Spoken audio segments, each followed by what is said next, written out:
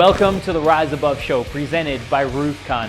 My name is Dante, and I'm thrilled to bring you inspiring conversations with some of the most innovative and bright minds in our industry. From business and entrepreneurship to personal development and growth, we'll explore the strategies, insights, and stories that have helped our guests rise above challenges, overcome adversity, and achieve their goals. So sit back, relax, and join us on this journey of empowerment, inspiration, and discovery. This is the Rise Above Show.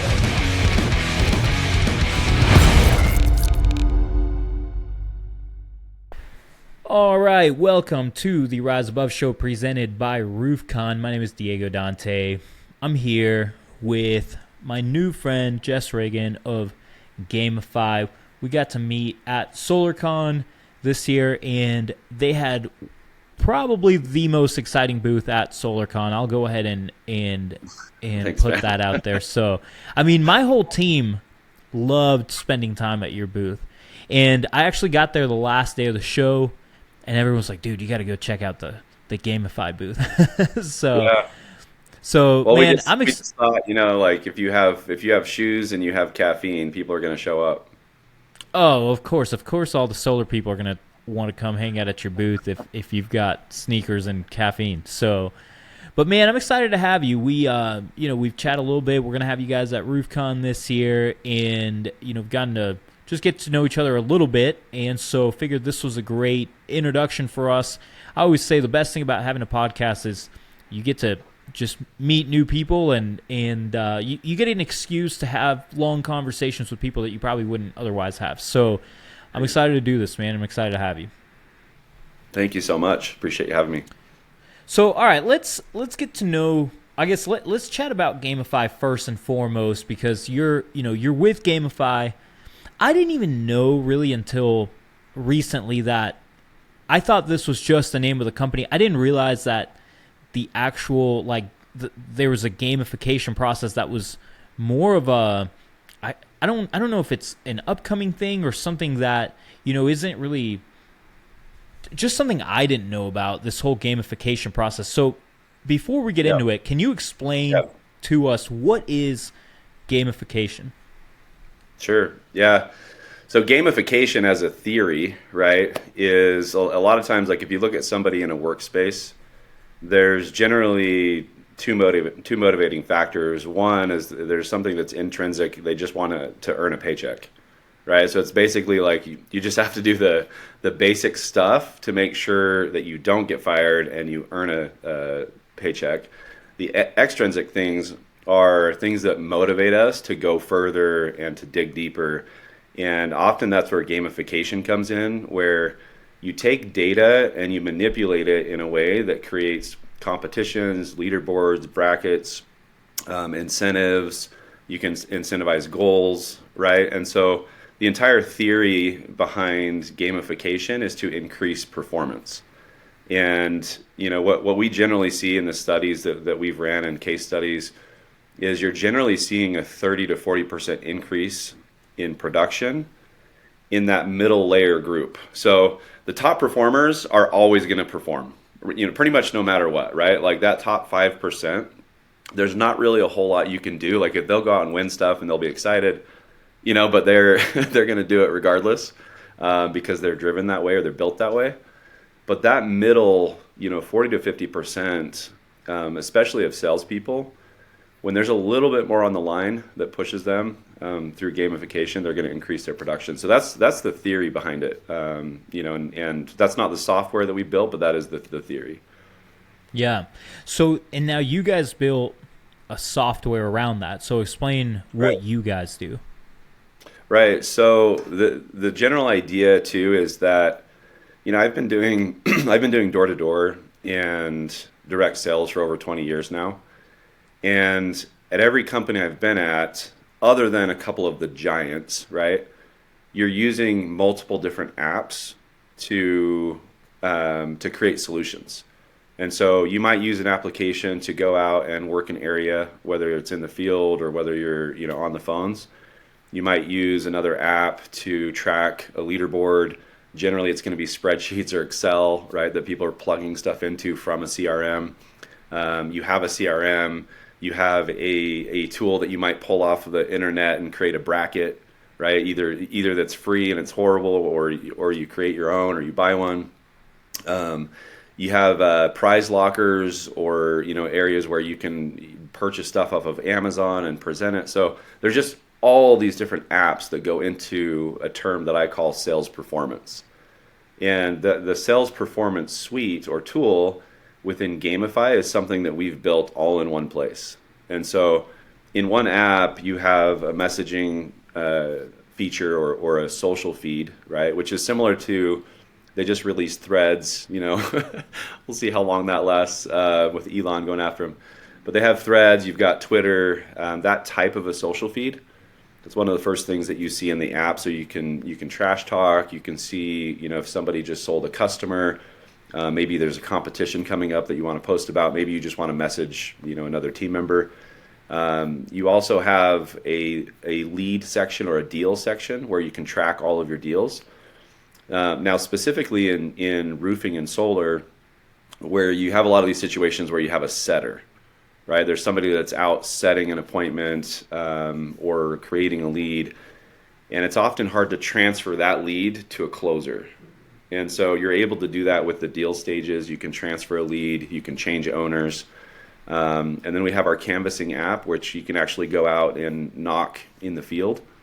And so going door to door, you're dropping pins on homes, you're creating dispositions, you can see all of the customer data. And so if I came to your house, I knock on the door and I say, hey, are you Diego?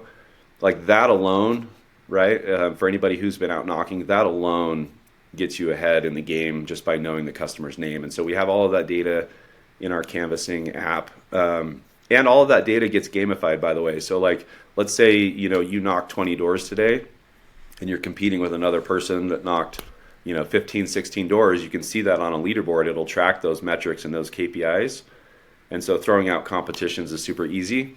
So you have leaderboards, brackets, competitions, like I mentioned. You have a prize locker, so you can go in and you can actually create and upload prizes that will be fulfilled. We're linked to a gift card account, and so especially for virtual sales or online sales, you can send your sales reps, virtual gift cards. And then there's a training portal. It's just, the idea of having like an all-in-one sales performance suite is we just want the reps to stay in one place. And if they stay in one place, that equals more production. A lot of the times building out sales teams,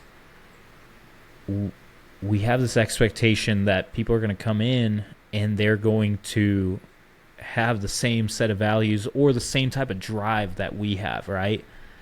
And to your point, you're going to have the top few there that are motivated, are going to go get them all the time.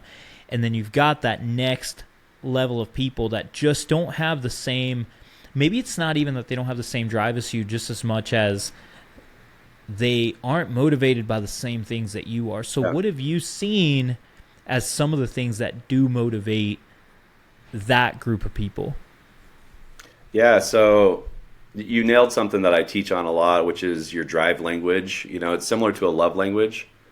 And so if I'm recruiting somebody, or if I'm having an initial conversation with a sales rep, one of my first questions is like, what drives you? What is your love language? Do you like to receive gifts? Do you want recognition? Do you want words of affirmation, right? I mean, obviously, probably not physical touch in this case, right? But quality time, right? So a lot of those translate over to what your drive language is. And so within a platform, we're not able to determine what that drive language is in the software. That is up to a manager and a leader, right, to understand his teams and their needs.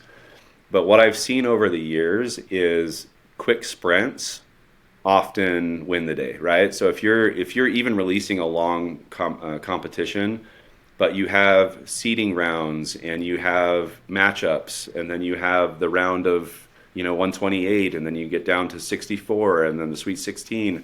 The reason they do that is that there's these little sprint stages within the competition. So you might have a 10-week ordeal, but because they're broken down into these little sprints, that's how our brains work. And then we can go after that carrot and we win it, and then we go after that next carrot, right? And so I don't know if that answers your question, but it's like everybody's motivated a little bit differently. And our goal is to make it really easy to build that. The biggest problem that I've seen is that it rarely gets introduced at the manager level. So a lot of times it's like it's a corporate entity, right, that's building something out. Yeah, and I think a lot of times it is, if we're not thinking the way that you are, it's we brought in this person, they didn't perform, we're going to get rid of them, whatever. Yeah. And it's because we're expecting them to be as driven as we are, or again, be motivated by the same things as we are. And a lot of the times we have to look within us intrinsically to say, all right, what is it that I'm doing wrong here? Because obviously, like, I've seen so many companies where, 100 people come in as sales reps and then 10 of them perform and the rest of them are gone in 2-3 months. And it's like, okay, well, something's wrong here because, yeah, it's great that, you found 10 people that are great, but you also just wasted time of 90 people that could have possibly been great reps if we could have looked intrinsically and said, hey, what are the things that I could have done to be able to help them be able to succeed? Yeah, you're dead on. There's a couple things you made me think of. One is just asking the right questions, right? Is really truly getting to know your people and what drives them. And the second thing is people stay with a company because they belong, right? Like they feel like they belong somewhere. We get this false idea that it's about commissions and that it's about pay and all that stuff. And it's like, cool. But I've seen people make really good money and leave companies. I've left companies where I made really good money because I didn't feel like I belonged or I didn't feel like I could grow. And if you're creating the correct culture and the correct community within your company, people are going to want to stay for that. They're going to want to stay because they belong. And what competitions do and what gamification does is it brings people together. If you do it the right way, it will bring people together in a competitive atmosphere. Much like if you look at the military, right? On a podcast I did recently, we interviewed Jason Van Camp, and he's a special forces decorated veteran. And you see that in this job, in direct sales and specifically door to door, there are similarities. And I don't mean to obviously downgrade the military. I'm just saying the similarities are in the brotherhood and sisterhood that comes from being in the trenches together and doing something hard and competing together and against each other, even though you're on the same team, if that makes sense. So it's a very unique for sure. atmosphere. For sure. So speaking of communities, this is something that we're super big on in, just with everything that we do. I mean, we've got this. So, okay, let me tell this story. 3 years ago, we did the first big RoofCON, and we had all the jokes came up of, oh man, you guys are building a cult, and we've taken it as far as like we've put it on the T-shirts. We've got new cult T-shirts for sure coming this year. We made we actually had someone at RoofCON this year give a whole keynote on building a cult-like following within your company. But anyway, we obviously poke fun at that scenario. But the point is, like, we've built a community within the roofing industry, and people follow people that are people want to be around people that think like them and that share similar beliefs, and where you feel comfortable with one another and all this stuff. And so same thing obviously within your company of, like, if you want your staff to look at you as a leader, to follow you, and you got to be able to be that I say this like a loving leader in the sense of, like, show people that you care about them and help them to succeed and care about their future. And you have to be able to bring in the people with the similar values, and to the point, like, get rid of the people that are not helping you to build that proper community. A lot of the times we bring in people because they're going to be great salespeople, and we keep people on for way longer than we need to just because they're great salespeople, but they don't actually help us to be able to build the community that we want, that's going to ultimately be able to perform better if that person wasn't there. And so, I agree. And I think. Sorry, that was super long-winded, but I was trying to get that point. I totally get where you're coming from. I feel that the reason people don't get rid of sales reps or individuals on their team or in their company that are not serving the company is out of fear of replacement. And so they fear that those 5 accounts or those 10 accounts or whatever, they fear that they're not going to replace those accounts. And what I've found is that if you can find good systems and good methodology behind recruiting and talent acquisition, you no longer have to have fear for getting rid of, a cancerous person who's hurting the rest of the team. And so it takes away a lot of that fear by creating those systems and putting those in place to where you're like, look, we're going to build the most dynamic, best driven team that we possibly can. And if somebody doesn't belong, coming back to that community, right, you're also in a lot of ways doing them a disservice. It's not just the rest of the team. A lot of times you're also doing that person a disservice if they don't fit and they're kind of just hanging on to something that might not work for them. I've left positions where, it wasn't a fit, and then the next best thing happened to me. Right. And so oftentimes it's those two things. It's fear. And then, that maybe doing that person a disservice. And so build out good, robust recruiting and talent acquisition systems, and then you don't have to worry about it.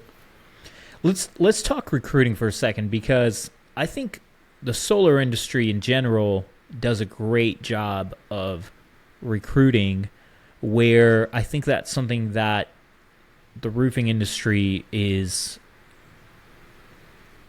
I think we have a lot to learn from what people in the solar industry are doing, because I just see people, building crazy, sales organizations and bring in, kids that are able to, brand new and just green, but super excited to be able to learn and build just great organizations. And not to say that doesn't exist in roofing by any means. Just to say that I feel like, in general, I get the idea that solar does it slightly better. So why do you think that is? What do you think that solar is, these big solar organizations are doing when finding young, raw talent, and maybe not even young, but as much as like excited talent that's going out and just crushing it in sales? Yeah.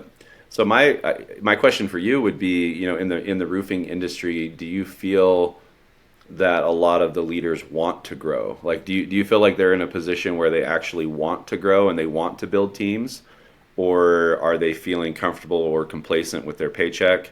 Is that a problem, or how does the hierarchy work? So let's say, if I'm a leader, manager, regional in the roofing industry, and I start to build teams, does that end up equaling more money and less of a headache, or is it more of a headache and less money? Does that make sense? Yeah, that'd be the first question I'd ask. Yeah, no, I think that's a fair question. I think a lot of it is I think a lot of it is that we have a lot of people who obviously are coming from the fulfillment side, starting companies, and where I feel like a lot of the people that are starting solar companies are not the people that grew up like installing solar, for example. You know what I mean? Got it. Yeah, got it. And I think that's why solar in general just does a better job with some of these things, because it is like you're coming in with just a different mindset of what it is that you're trying to achieve, right? Like, and this isn't to talk bad about the roofing industry as much as of course. I want to help the roofing industry pick apart the things that the solar industry is doing really well. And I feel like you're really tapped into that side. Thank you. And you probably don't know this either, but I do coach some roofing companies on recruiting and building teams. I have one company that I coach in Colorado, and what's been really cool to see is exactly what you're saying, is that they have built essentially an installation company, right? And so in solar, if you're building an install company, you're not typically the sales expert. You are an EPC. You're in a model of installing solar for a sales org. You might be a full vertical, right, where you do both within the same. But what's interesting is you have that division of there's a sales org and there's an install org, and sometimes they work hand in hand, sometimes they don't. In roofing, my assumption is that it's more often a vertical situation, right? Where you have somebody who's built a roofing company from the ground up, and not only are they installing, but they're also selling. And so where I generally coach the companies that I've helped is you need to find that sales expert within your model, right? And so if it's not you, that's okay. You know, if you're the person who your talent or your strength is building a company, and you're essentially in construction and you're building projects and so forth, that's awesome. But maybe sales and building teams is not your skill set. And if I owned a roofing company, I would probably go after solar and alarm and pest control sales leaders. I would probably recruit out of that market when I'm looking for a leader, right? Once you find that leader, you can plug almost anybody in. You know, if you have good systems in place and you have a good training platform and you have software like Gamify where you can bring it all into one place for them to use, right? Then you can build the team off of that. And so that's what I would do if I was in roofing and I wasn't a talented sales leader. I would find one. And this is the other thing that I've noticed too, Diego, is it's a W-2 industry, right? Like where I've noticed a lot more roofing sales. It has almost a little bit more of a professional tone to it, which means you're a W-2 employee with commissions, and that's good and bad. The good is that you get sales professionals who have families and who end up building long careers. The negative is that you don't end up getting these really hungry salespeople that are wanting to build massive teams on a 1099 platform. And so if it was me, I would have a mix of the two. If I was going to build out a sales org for roofing, I would bring somebody on. I would give them ramp up pay, especially if they're in the roofing space already. I'd give them a 3 or 4 month ramp up. And give them a salaried position for that time frame while they're building their team and they're building up their commissions.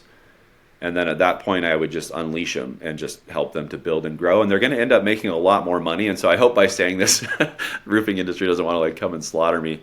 I think that in some instances, those are really, really good ways to do it. And depending on the size of the company that you have. But if you want to scale and you want hungry sales reps, you have to give them the opportunity to make more money, or else they're just going to stick in the with the product that they have. RoofCON's amazing. Getting to see all the speakers like Nick and Eric and especially Tim Tebow. Very exciting and eye-opening. Amazing speakers and great knowledge. Keep it up. First RoofCON, been following Hunter and the Revolt Clan for quite some time, and it's definitely been a lot more than what we expected. This event is getting better and better. So if you're going to go to one roofing conference, make sure that it's RoofCON. RoofCON 2023 returns to Orlando, Florida, November 9th through the 11th. Get your tickets at roofcon.com. Yeah, for sure. I think you guys, from what we've talked about in the past, there's a lot of knowledge there too, in the sense of like creating a brand, right? And I know that we had discussed a little bit about, creating a brand versus marketing in general. So, we've talked about, sales versus ops. Now let's talk about brand versus marketing there. I think a lot of people come in and they're like, man, I'm great at creating a brand and all this stuff. And then they can't back it up with the marketing side, right? So what's the difference between branding and marketing, and what do you do if you're one but you're not the other? Yeah, I mean, I'd say, branding is the car and marketing is the fuel.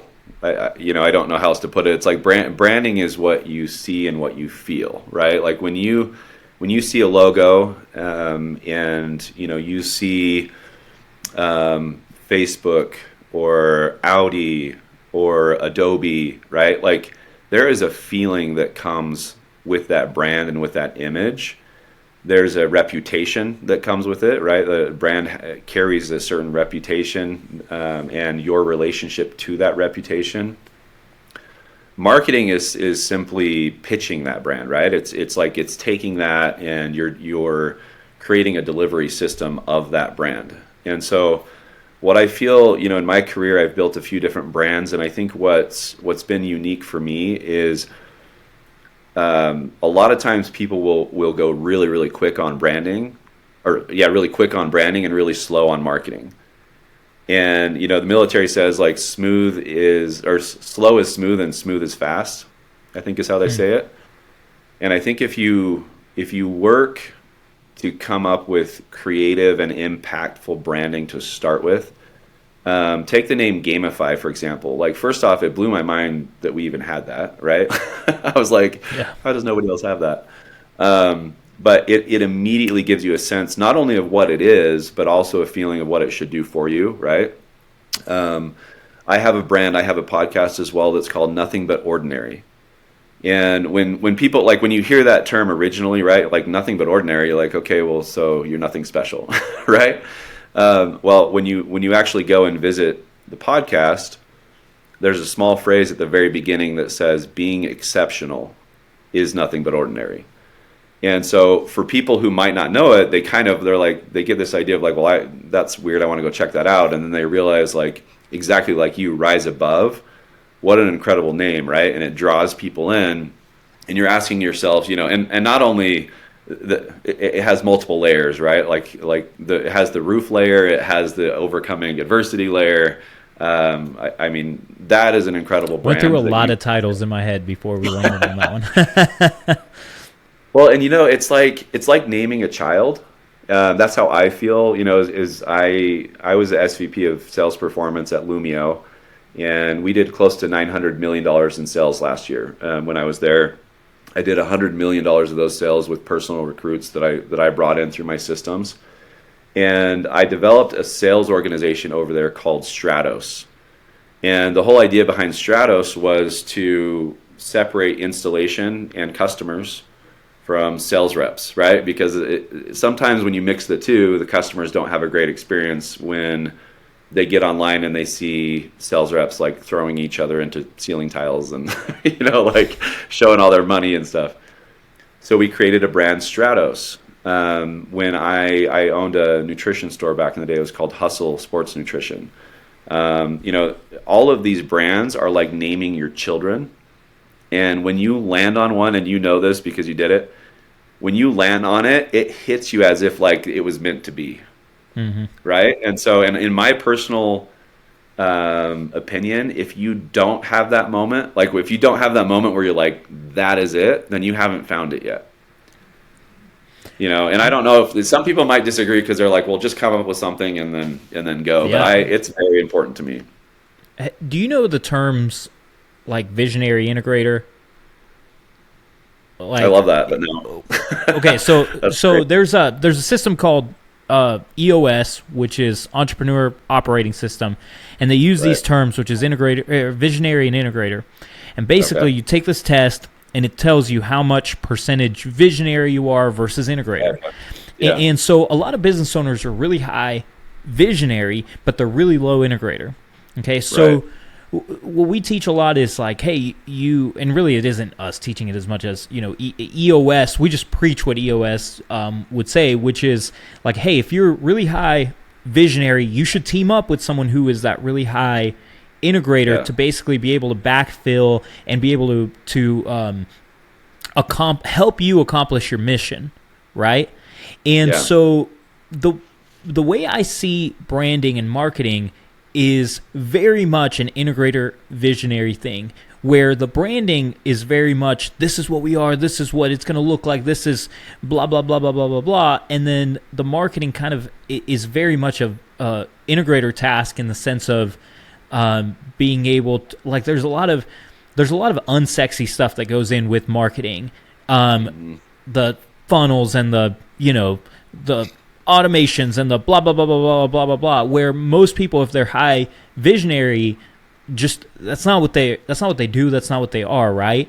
And right. So if you haven't read the book Traction, I highly recommend reading that book by Gino Wickman, where he basically breaks down the whole visionary integrator thing, and then figure out, take the quiz, figure out if you're a visionary or an integrator, because if you're struggling to be able to build your business and be able to execute on a lot of that stuff, maybe you are super great at branding, or maybe you're a great salesperson because you can sell the dream to everyone, but then you suck at being able to actually get the people in and retain them and all this stuff. It's like, okay, find integrators in your life that can help you to backfill on that mission so that you can do the marketing piece, so that you can get really good at fulfillment, so that you can, help retain staff and be able to do your sales processes and all your other stuff and your finance and all this other stuff. And I just was thinking about that as you were talking about this, because I think that's where a lot of people fail. I think a lot of people have the great intentions and the great ideas and the great, coming up with the great names and all this stuff, and then just aren't able to execute because they aren't high integrator or because they don't have that person in their organizations. Well, and I agree with you, and I think another struggle for some visionaries is that they don't see integrators as important as they are, and they almost downplay or degrade the integrator's role. And so then the integrators don't want to work with that person. And so one of the, I would say a strength that a visionary really needs to work on is transitioning their ideas to the integrator or to the marketer in a way that is like kind and caring and fair. And honestly, like, you can't come up with a brand that can't be marketed. And there's a lot of times these visionaries, they have these ideas that they just think are bulletproof, and they're so stuck on them, almost in a narcissistic way, right? Where it's like your idea is so right that nobody can contest it or contend with it. And then you take that idea to marketing and they're like, ugh, like, that's not very good, or I can't really push that. And you're like, no, but it's my vision, and this is what So I think that there is this synergy between really listening to what the integrator is saying and saying like, hey, look, I can implement this for you, but we're going to need to change some things with your branding. And the branding and visionary can also have the humility to say, okay, that was a good idea, but it wasn't the right idea.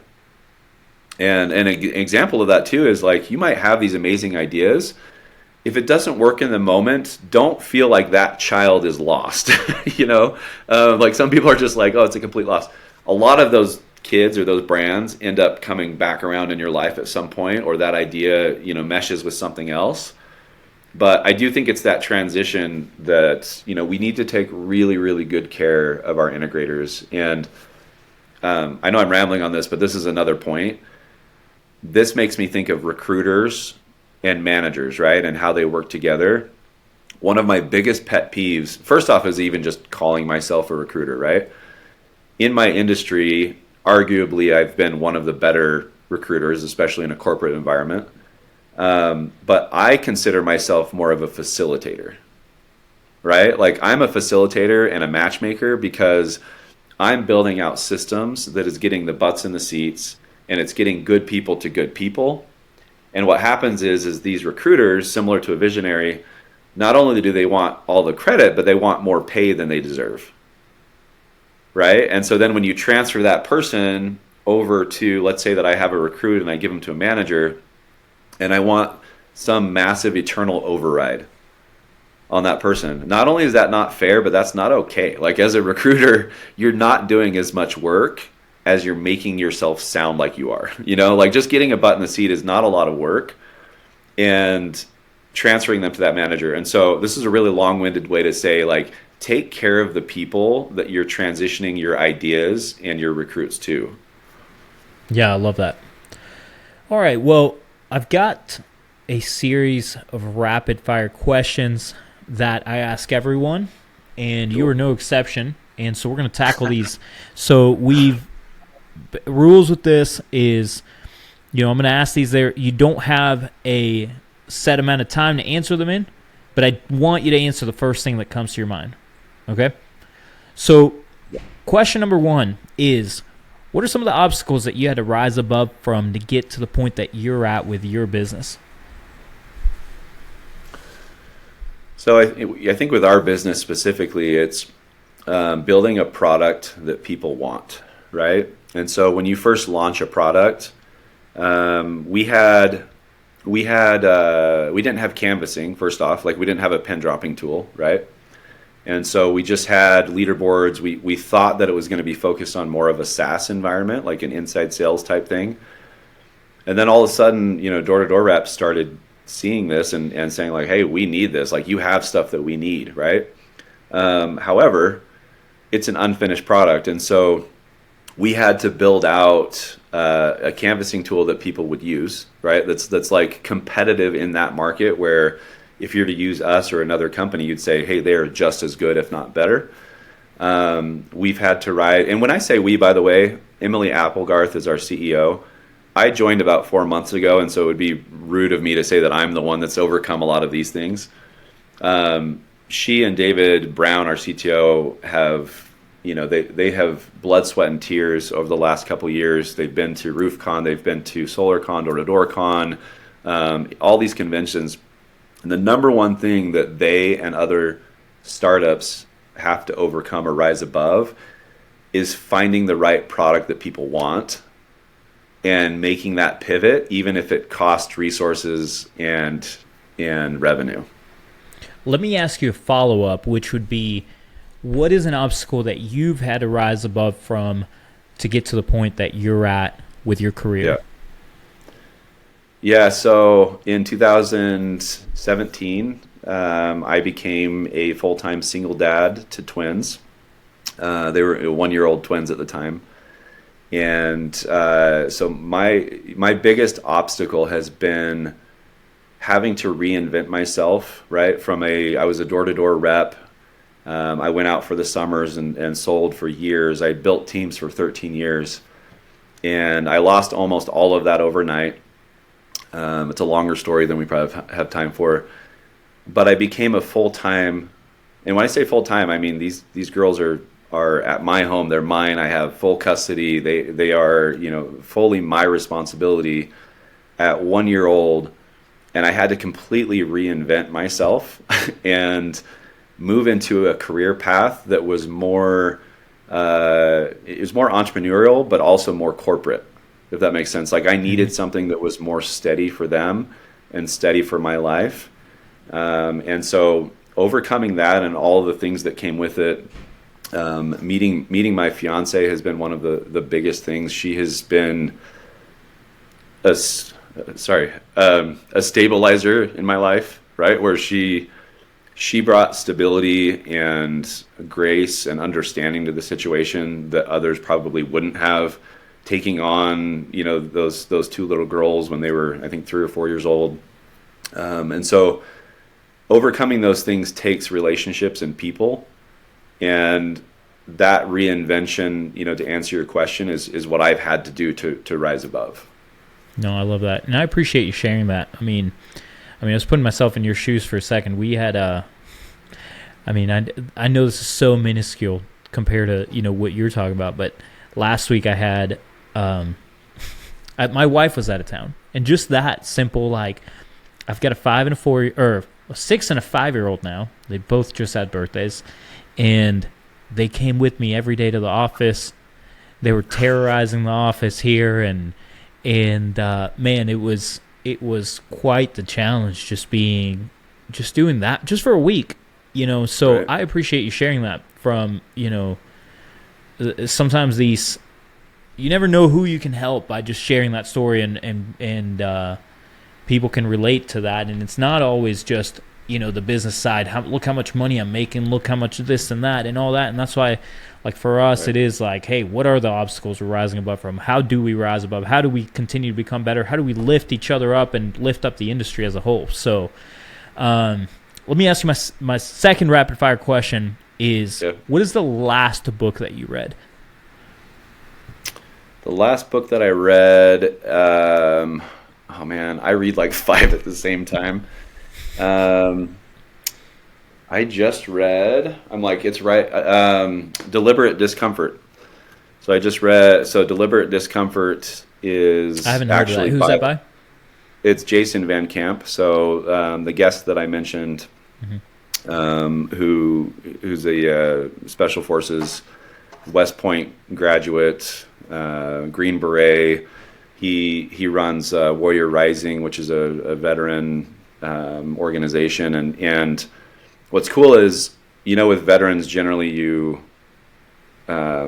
they just get things, right? Like they'll get these packages where they can take their family to Disneyland, or they can get cash or whatever, and he just realized like that wasn't really helping them, that some of these organizations, and so he's actually created this entrepreneur network where he connects them, and then they build out these packages where they get them suits and headshots and cash to build out their business. Oh, that's cool. And then they actually help them. So that was the last one amongst probably 10 others. Yeah. I'm so ADD, so I'm like I'll read like 2 chapters of this one, and then I'll jump to this one. So I've got like 3 that I'm reading right now, so I get it.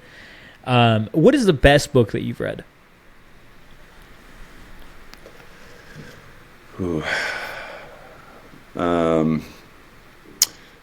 I would say that one of the most impactful has been Atomic Habits. Mm-hmm. That's been really impactful for me because I'm the type where I can get discouraged easily if I'm not doing big things, right? And so and by the way, the reason this is so hard for me, if you haven't noticed, like I'm full of script. I love to read. Like if you were to say like my favorite book, it's Count of Monte Cristo, and I have Emily Dickinson. I dwell in possibility. But Atomic Habits, the reason why that's so impactful is that it talks about doing the little things consistently and becoming 1% better.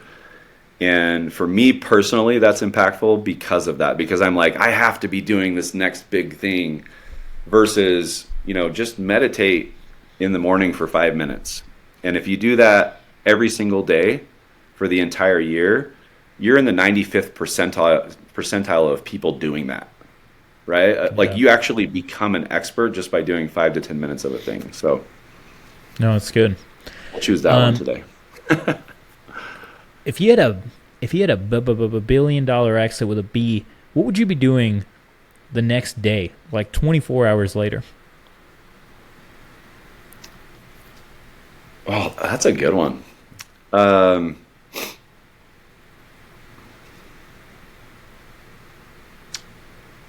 next I'm not day. talking a week later, but like the next day. I mean, if I hadn't already, you don't become a billionaire on your own, right? Like we're talking about communities, and the most important thing to me would be celebrating the people that helped me build that. And so if that looks like, you're getting together in a home, or you're going on a trip together, or it's just, to me, it's not about celebrating myself or the business or the exit. It's like, who helped me to get here, and how do I celebrate those people? Love it. My last question is, what is the best business advice that you've ever been given?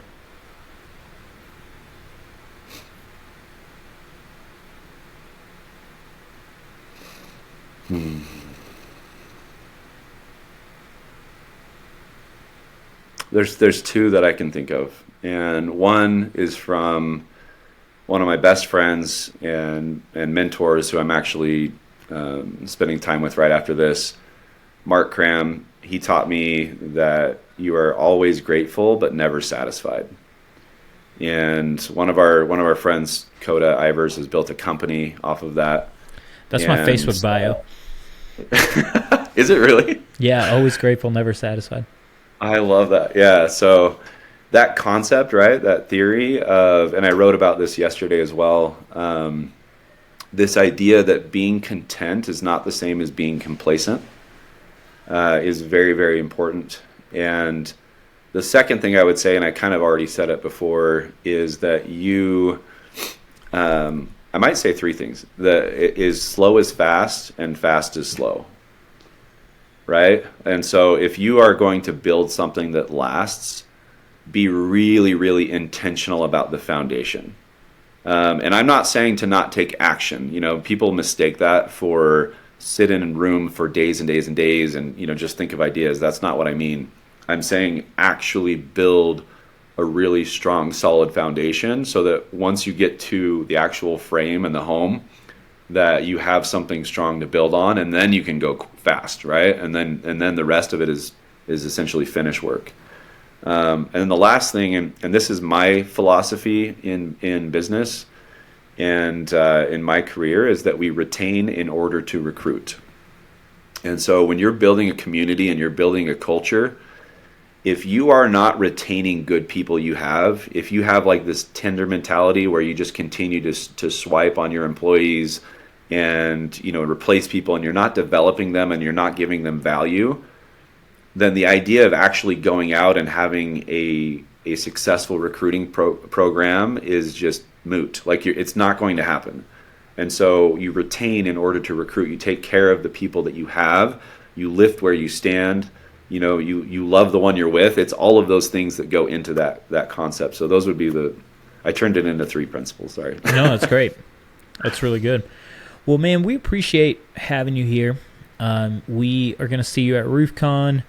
I know you guys are going to have a booth there, and yep. I would say, you know, anyone who's struggling to, you know, keep good sales culture, be able to, you know, retain your sales staff, go talk to Jess at RoofCON, because I think their product is really good. We're going to be using it actually with our some internal stuff that we're working on. So I'm excited about that, and I'm excited, you know, for you guys to be at RoofCON.